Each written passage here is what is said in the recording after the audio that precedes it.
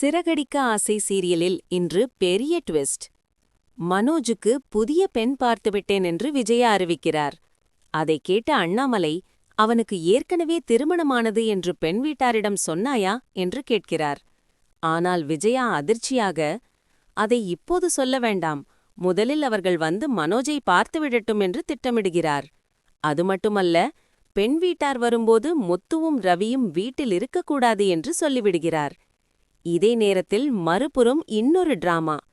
சத்யாவின் பிறந்தநாள் கொண்டாட்டம். சிந்தாமணியின் மகள் சத்யாவுக்கு புதிய உடைகள் வாங்கி வந்து கேக் வெட்டி கொண்டாடுகிறார்.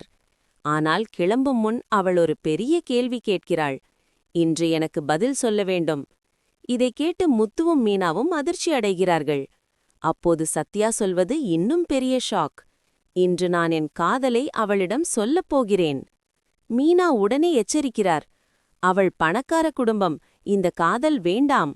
ஆனால் முத்து துணிச்சலாக சொல்கிறார், உன் காதலை சொல்லு, இந்த முத்து உன்னுடன் இருக்கிறான். ஆனால் சத்யா காதலிப்பது சிந்தாமணியின் மகளைத்தான் என்று தெரிந்ததும் இனி என்ன நடக்கப் போகிறது? சிறகடிக்க ஆசை சீரியலில் அடுத்த ட்விஸ்ட் காத்திருக்கிறது.